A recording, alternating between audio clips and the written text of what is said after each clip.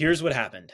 Annabelle, you were the one that taught me how to connect to my body and inspired a lot of this work behind the mission of Make Burnout Extinct. So, why should someone care about connecting to their body? Okay. Why should somebody care about being alive? Mm, Please explain more. Um, oh, okay. So this is a great question. What a great way to kick this conversation off. It is, it is connecting to your body. Okay. So I'll rewind and start with some of the beliefs that I've been working with personally. I believe that we have souls that live in a human form, and that and part of my belief system is that our souls have come here to experience. And whether you believe there's a mission or not for your life, I believe that there's a mission for everybody's life. And in order to live out that mission, to your purpose, your dreams, like you do that through your vessel, right? Through your body. So if there's no relationship with your body, you're missing half of the journey, more than half of the journey. So that's like a really high level kind of spiritual perspective on that question. And then if you're not spiritual at all and you don't believe anything that I just said, it just feels good. So why not? I had a really beautiful conversation with a friend recently, about I was asking him, what's your why? What is your why for doing this work? What is your why? Not somatic work, just like career in general. And what's your why for traveling? Like, where is that coming from for you? And he goes, I got to a point that I was like, because I'm alive. And that's the only answer I need for that question. And I just loved that. So that's what inspired my response back to you with, like, why should you care about being connected to your body? Why should you care about being alive? Like, Well, I resonate with it, as you know, and like especially that feeling of it feels good. Like and it feels that aliveness, the energizing is another word that comes up. What are like the challenges that you notice people have about connecting to their body sensations? one of the biggest challenge is that it becomes like, even in this conversation, we are using our mind to talk about an embodied felt experience. So by talking about it, you're already kind of removed from the experience of being connected. So it's funny because and this used to happen to me. It still happens to me where I'm, trying to explain how I feel about something, but I'm rationalizing it. I'm thinking about it. I'm creating story and then telling you the story rather than like what's actually happening in my heart or in my bones. So that would be, I think, the hardest thing about it is, if you're not used to feeling, you're thinking about feeling instead of feeling. And making that transition from, okay, how do I you don't even have to turn your mind off, just ask it to sit to the side and be here. What is that like? Um, yeah. When being here, going into like we are going to try to communicate it through our words, but like it's best for the experience of someone trying to start to be like, how does that process begin? It's funny because it feels like one of those things that is both a process and an instant. Like, it happens instantaneously at the same time as, like, there's steps to get there. So it's kind of hard to explain. Um, but how would I say this? I think you can simply, you know, if you're listening to this now, you can, find, like, pay attention to where you're sitting, and can you feel your heartbeat? And as you hear your heartbeat, what else are you curious about? To me, I think the pathway, the best, fastest pathway to being present is being curious. Because you can't be curious and like stressed out about stuff at the same time, like it actually doesn't work like that in your brain. So curiosity requires a level of openness and comfortability with ambiguity or the unknown. And so if you can be curious about, okay, what would it be like to listen to my heart? Or what would it be like to, you know, feel this chair underneath me or feel the temperature of the air on my skin? It's just being curious. What is presence? I don't know. Instead of thinking about it, can we be curious about feeling it? I don't know if that does that resonate? It does. Yeah. And it's interesting thinking back to heartbeat when you mentioned that, because of course we've done the work together. Hmm. And for me, I'm thinking like even taking the moment to feel into the heartbeat and that be a starting point is really powerful for someone that has never been able to consciously bring awareness into the rest of their body. I think about when I first started the journey, I'm like, how the hell did I like get started in this thing? Like, let me go back to that moment. So that's powerful. And then from there, letting curiosity flow through and explore. And it reminds me of an explorer, like Uh-huh. going out there and being able to explore. Um, with I will- curiosity, like, yeah, what else comes through for you with your curiosity in your own personal experience? well, I'm curious if you can't. Do you remember what that first step was for you? Because the other thing that I'll add before you even answer that is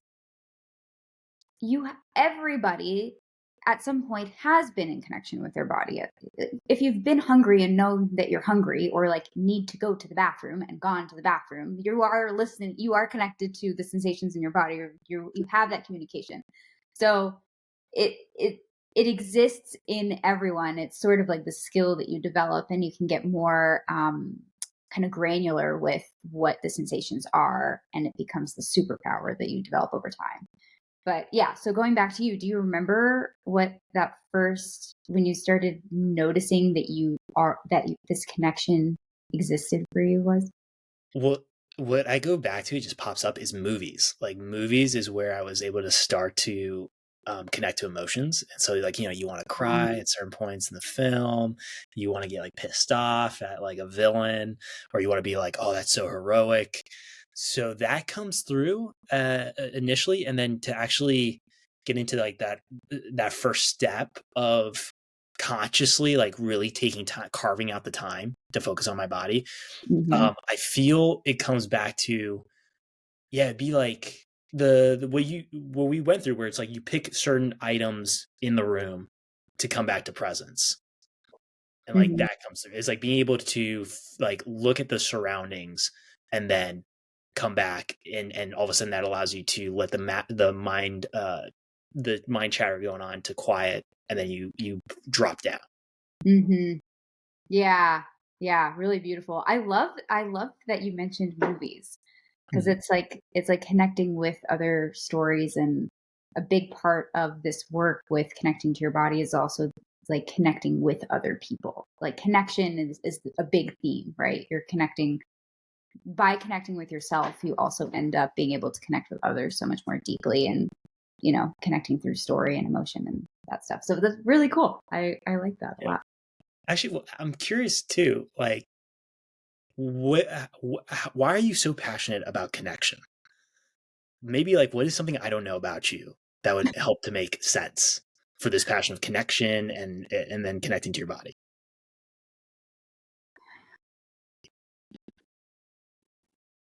Why Your question is why do why is connection so important to me?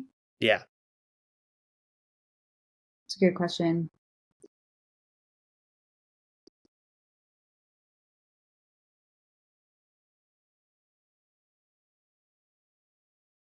I think it has something to do maybe with being a big sister.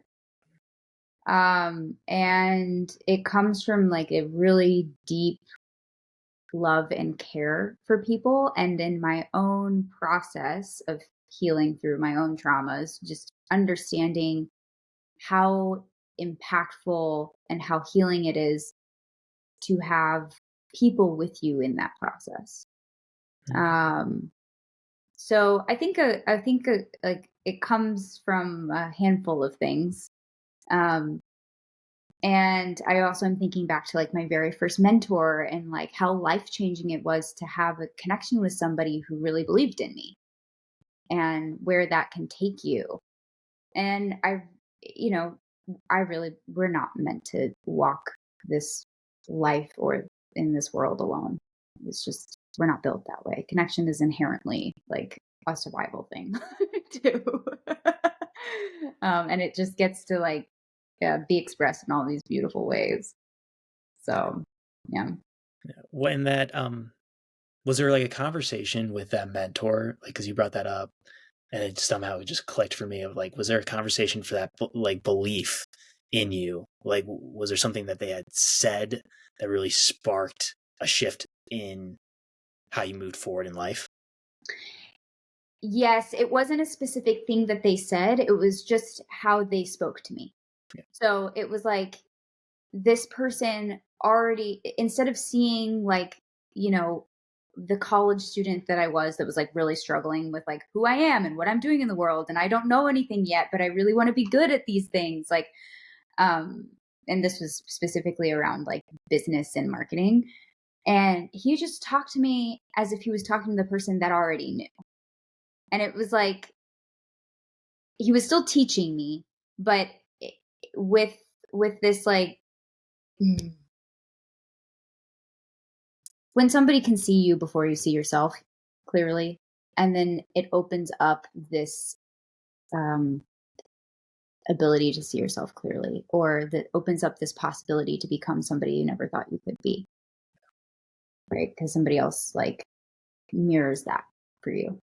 It's like if you don't know that you have a really you've like lived with your laugh your whole life, and then somebody tells you like you have an amazing laugh. You're like, oh, that's cool. I want to share that more, you know? It's like something along like those lines.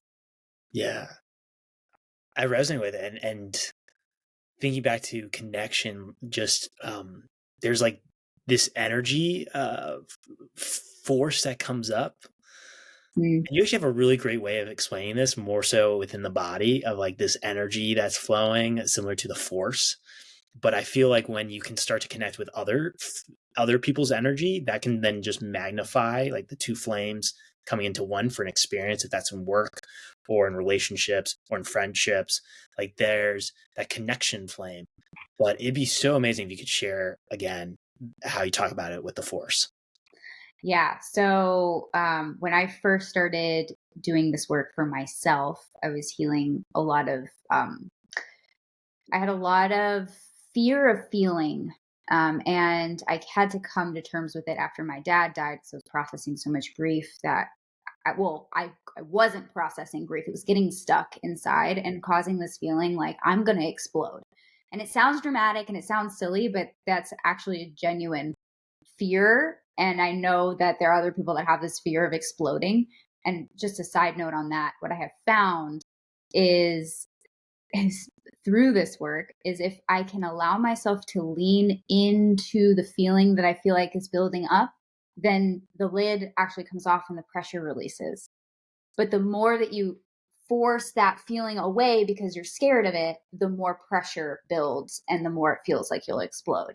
So it's like I have to remind myself that sometimes because my feelings can get really big and I have an immediate, like, kind of knee jerk reaction to, like, like shove it together, hold it together. And I have to remind myself, like, no, actually, if I just if I usually just picture the outside of my body kind of softening and it kind of releases, it's like release. Have you ever used an Instapot, Oh or yeah. like a pressure cooker? It's like Yes. you don't take the lid off, you just like hit the little valve thing and it goes, you know? So it's like that. It's like releasing the pressure out of a pressure cooker.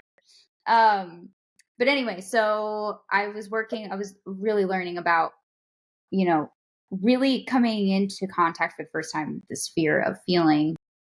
And my coach at the time was really gentle and really really amazing and like helped me reach a level of comfortability where it was okay to like get to the edge of where the feeling lived inside of my body.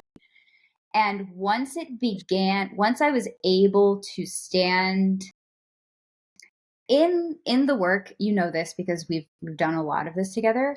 For those listening who have never experienced somatic experiencing before, we use a lot of imagery, and so it's helpful to, like, for me, I'm describing like I what I described was standing at the edge of the cliff, and you can take a couple steps back from the cliff, and then can you still be there, on the cliff, but feeling safe on the cliff, I guess. So anyway, um once I began to develop this comfortability with the possibility of feeling, there was actual discharge in my nervous system. And this is something that happens, and it can look like a lot of different things for a lot of different people, depending on your body and the trauma that you're working with, or just the stress that you're working with releasing. But I felt like electric tingle, zingy, all through my arms once I got to the point where I was like, okay, I feel safe being with this cliff edge. And then it was like, oh my God, something's happening. Something's happening. And it was undeniable because it's a physical thing that begins to happen. So I call it the force because it's the energy unlocks. And it is actual, it is uh, Peter Levine describes it as your survival. This survival response that never got played out now is getting released. It's like, oh, here, this is something that was stuck that now gets to move. And so, yeah, for some people, it's like sweating. I sweat a lot in session, or crying, or yawning, or burping, or passing gas, or, there's a lot of different ways that the body shakes, trembling. That happens to me too. I've had it all happen. The body's like, we're going to get this out the most efficient and helpful way. So, What I appreciated was when I went through it, I had the shakes too, like that was coming up, and then like yawns and like massive expressions of energy of like my words. And I can remember that you just kept saying like, "Hey, this is natural. Like this is natural." And I feel like that's so important to recognize for someone that's getting started with this. Of it's a natural process to release that energy out, and that fear that can come up as you talked about, and I resonate with, a feeling you're going to burst.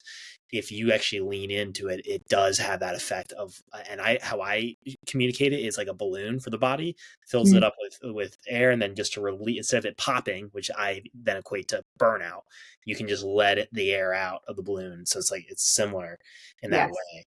way. Yeah, for understanding the signals in the body, I think about like, what are those positive effects that you notice for people when they are connected to their body? So beyond just being connected to the body, I think it's the being connected to the body in itself doesn't do much. What being connected to the body does is allow you to first take care of yourself, and second, it allows, in the category of taking care of yourself, it allows you to know like how to release stuck energy. And so it really comes down to, do you know where your edges are? Do you know when enough is enough? Do you know when you need to take a step back versus a step forward?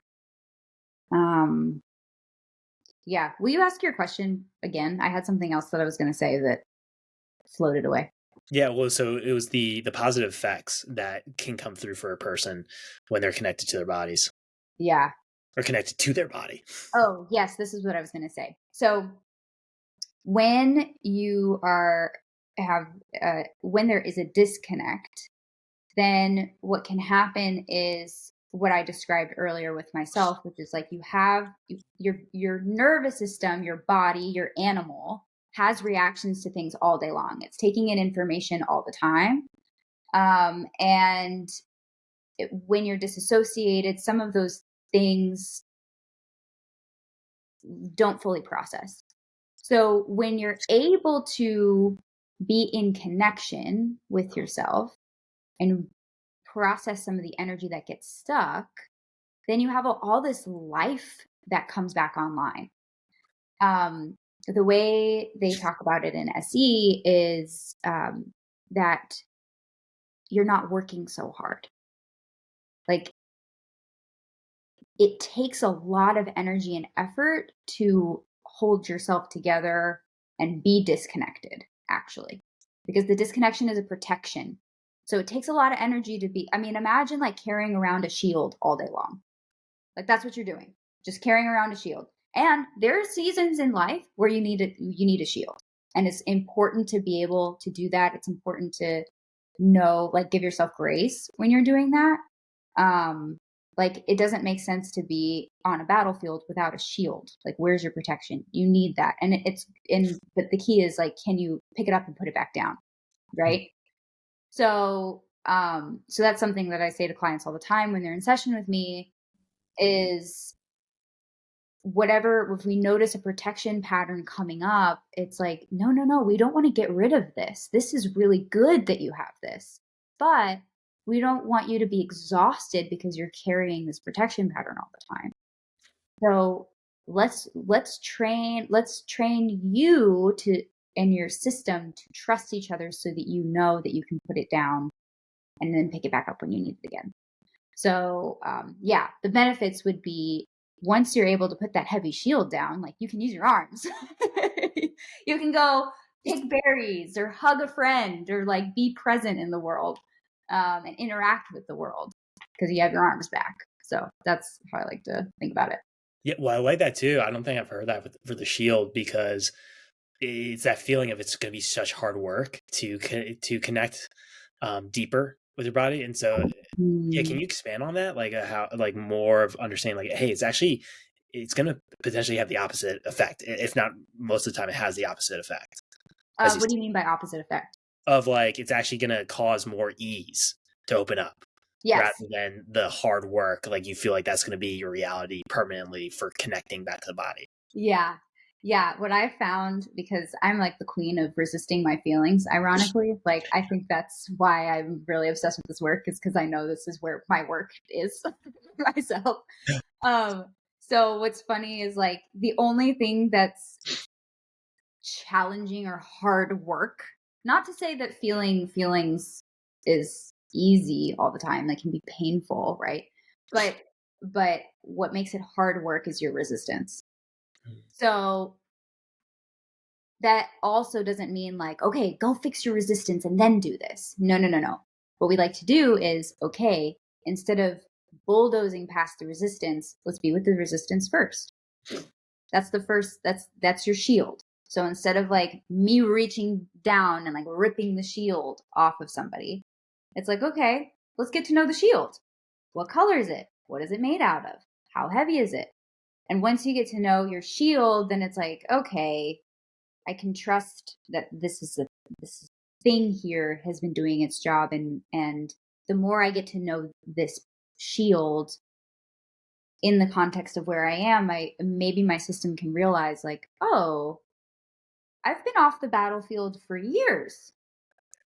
Maybe it's okay to put this back down. So, and it has to come from, you can't will the protection pattern to go away. It's not how it works. Your body needs to sense the safety, and then it will put it down for you. So that's the other thing, is like, it's easy because all you have to do is give your body the right support and circumstance, and it already knows what to do. You don't have to know how to do anything. Your body knows already. So it makes my job really easy. Yeah, and it's so safety comes up. Like, Yeah. how important is that word in this work? Safety. Everything. Yeah. It's everything. It's everything. It's really great if you are really excited to do this work and tune in and listen and do all the stuff. But if you haven't created an actual safe space for yourself, then I don't think you'll get very far, right? Because if your body can't sense safety, then the protection patterns are never going to go away because they're there to protect you. They're doing their job. And to circle back to connection, co-regulating with somebody, which just means like we're like co-regulating right now. I came onto this call and was like, I'm tired and I don't really feel good. And then we did some exercises and now we're chatting and you're right. Now I feel great. You're like, just wait till you get into the conversation. And it's like, we're on the same page now. So like being with people, I think is really important, connecting with people that are safe, because that ends up giving your body cues that, yeah, you're safe here. So that's one of the things. But yeah. And we also, the other thing I'll add is like, we live in a culture that consistently teaches you to override yourself. And if you are and this is what you talk about with burnout, that's how burnout happens, is override, push, push, push, push, push. And if you're doing that, you are not being safe with yourself. So it creates distrust inside of yourself. So that's a whole nother thing. Well, let's dive into it. Like, please, let's expand on that. Because, Yeah. just to add on to that, my whole saying is like, burnout isn't normal because the body is constantly giving those signals. It's just whether or not you're willing to listen to those signals or can even hear the signals in the first place.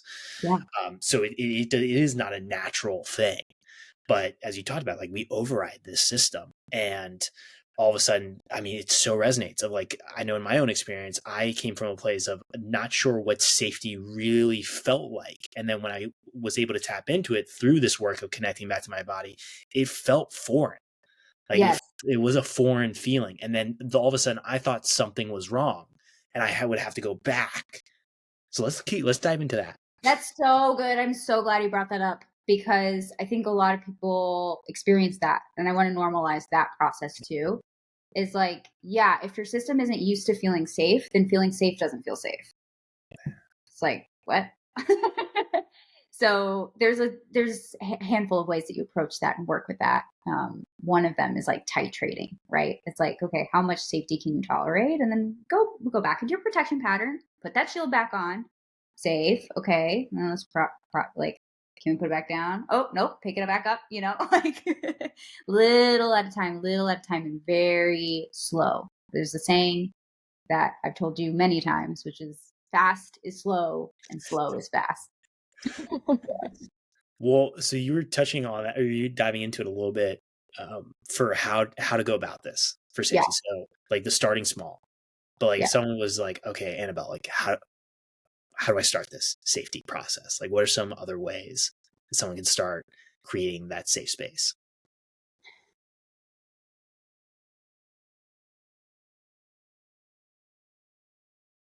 It really varies from person to person. Um, it's like,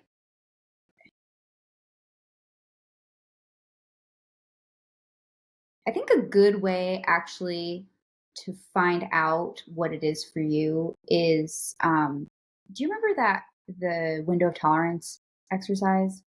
That's a really good place to start.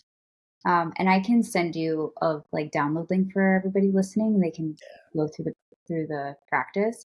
But essentially, what it is like you find like the obvious cues that your body gives you.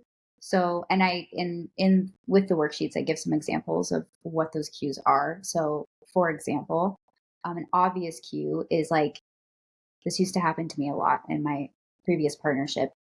If I like was elevated from working all day and then my partner would come ask me something and I'd be like, what do you want? like, like that's an obvious, like I'm being really snappy and or maybe judgmental or just not myself. And so finding where those obvious cues are and then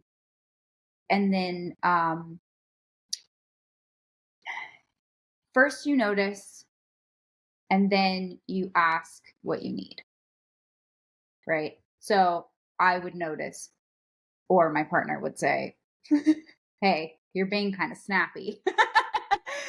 And then can I take a step back and slow down and be like, "You're right. I actually think I need to eat something before I talk to you."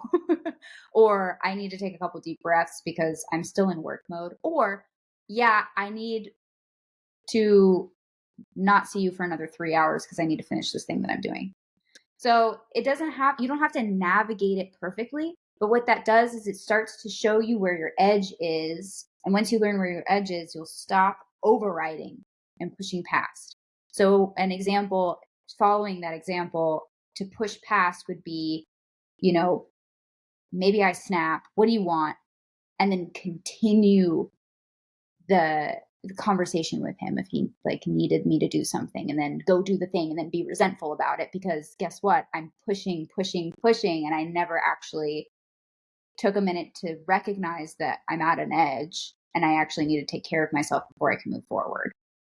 So that would be, and that will look different for everybody, but I think that process is probably a good place to start. Yeah, and I'm wondering, this popped up, is like, do you think we can go too far in feeling our body sensations? I'm exploring this question right now personally, actually.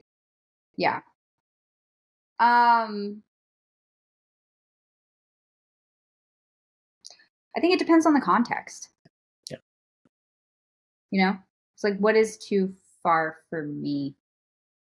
Um, like in the context of us talking right now on this podcast, like there's a line that's too far, I think. Right.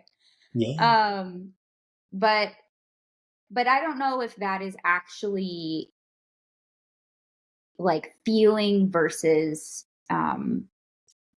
feeling and then doing, or feeling and then sharing.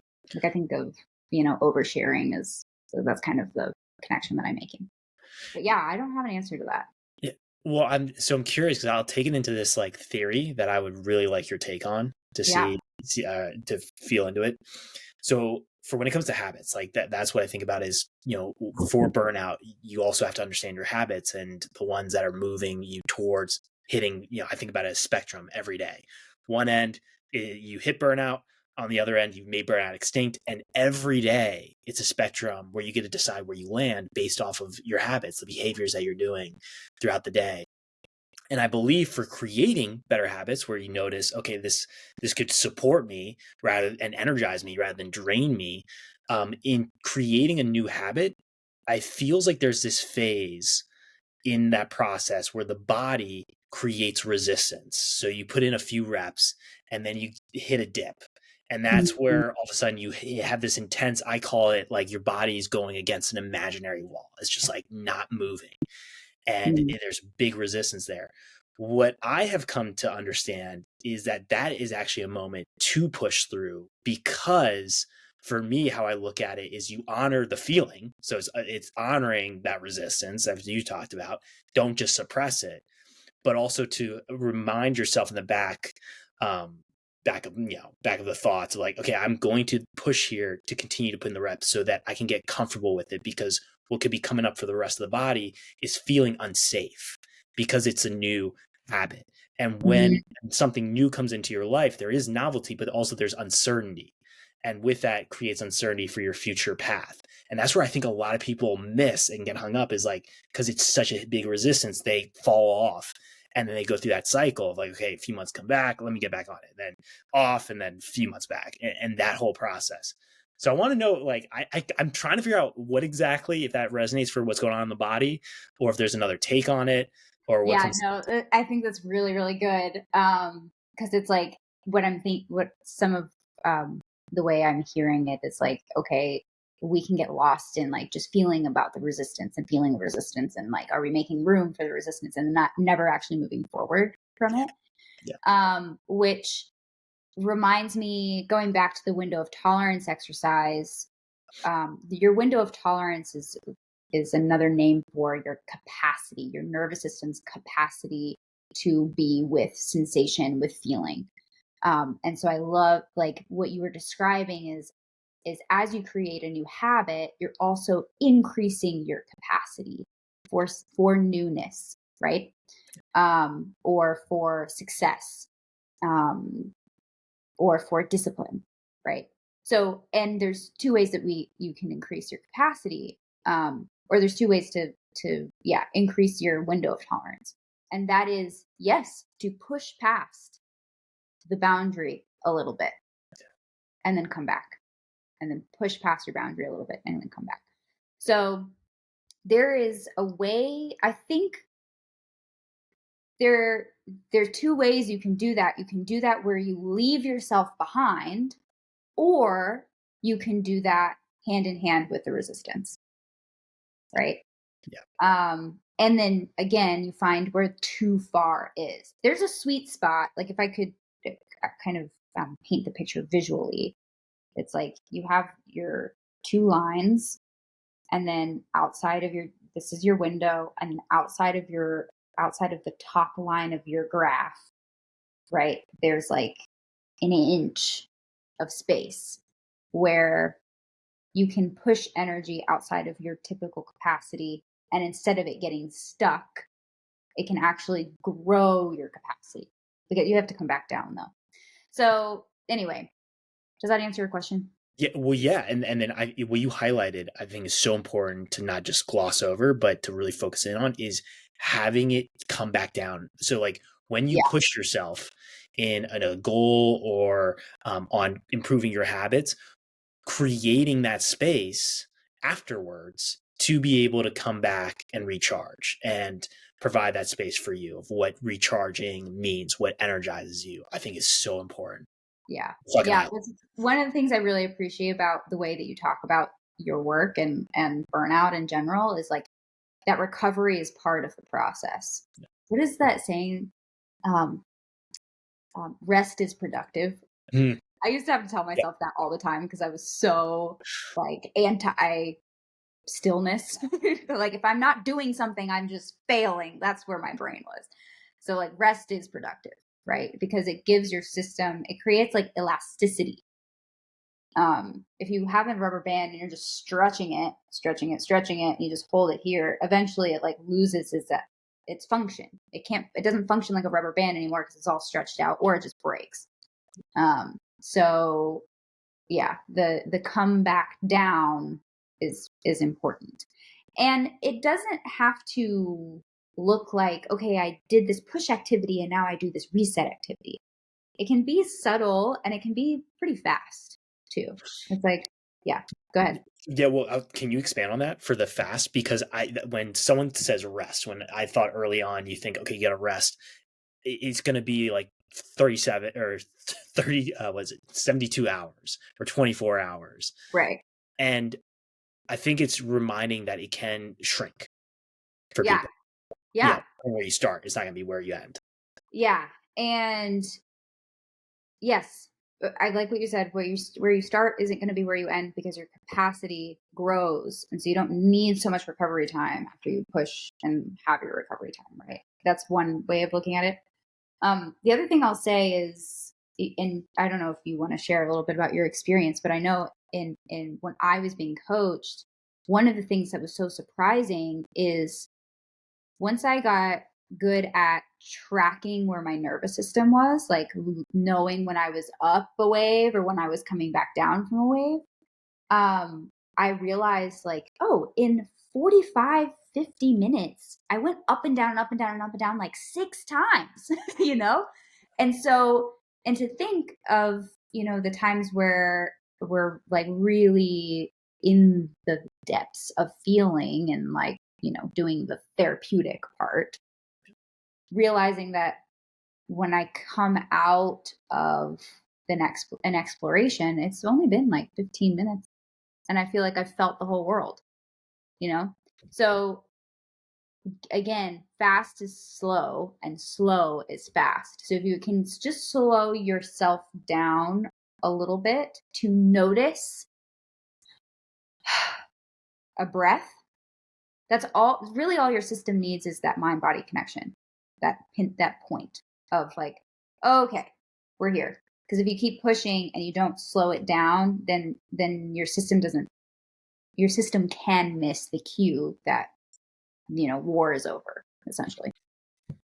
Well, to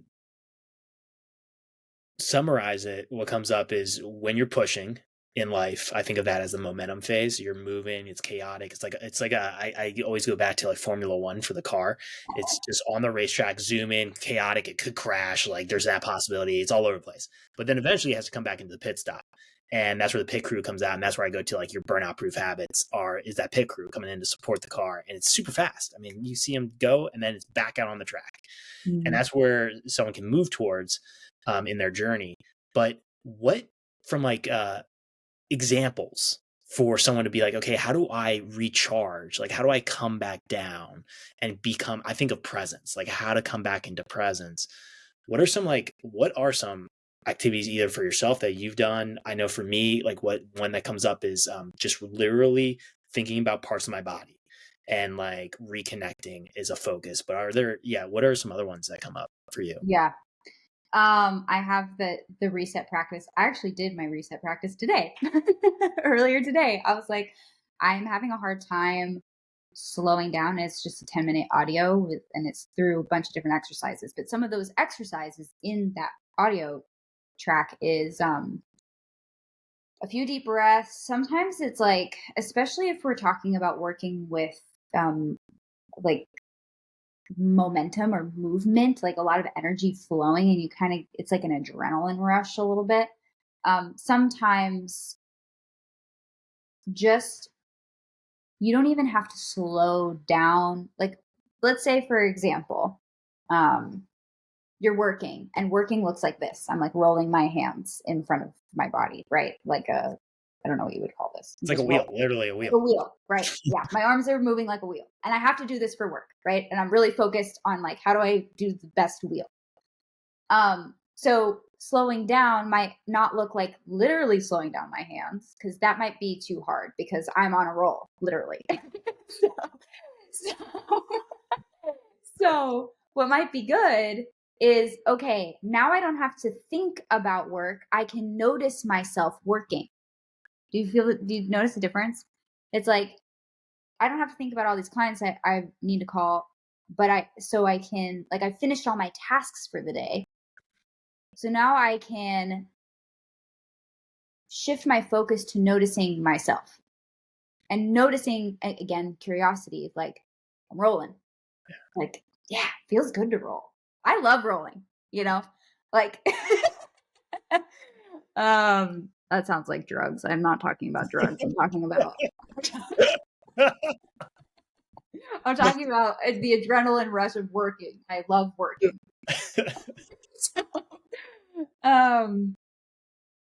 but yeah, so it's just, I think it can be as subtle as shifting what you're noticing. And that creates a whole, cascade of things. That has a ripple effect, shifting your awareness. Yeah, it feels you're observing. It's like that. You're on a bench, park bench, and then just being able to notice what's going on. Yeah, which feels like next level awareness yeah, in the process. So yeah. for you, when do you know personally when you're moving towards hitting burnout? Like, what are some of the signals? You were talking about one with like snapping, like that could be one, but what are some other signals that pop up in your own life? Yeah, I'll share openly about what I'm working with right now, which is I just came off of a like 6-month project where I, because of the nature of the work, was ignoring hunger cues because I was needed to be on site working for long hours a day. And it was an experience that I knew that would be my experience going into it. And I just wanted to see what would happen after doing 3 years of somatic work. Like, talk about a pendulum swing, right? I went from like super soft, feely to like grind. So, and I noticed myself hitting hitting burnout, like getting closer and closer and closer to burnout. And so for me, this is an extreme example, because it was an extreme work experience, but on the extreme side of things, it's weight loss, and eh, an inability, like my brain thoughts have a really hard time slowing down. It's like this momentum just keeps going. And reeling it back was really challenging. And then sometimes, like, being in circumstances that are emotional and not really having an appropriate emotional response.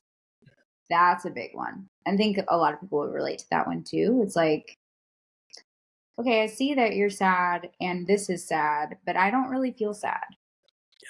Um, or I see that everybody's having a really good time, but I'm not really feeling like there's nothing wrong. I'm just not really feeling happy. And so that disconnect is actually numbness. Mm.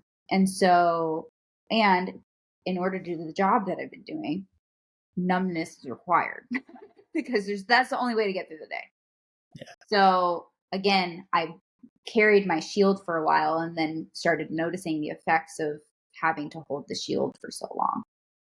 And so coming back down from that experience has been really interesting. I've been learning a lot.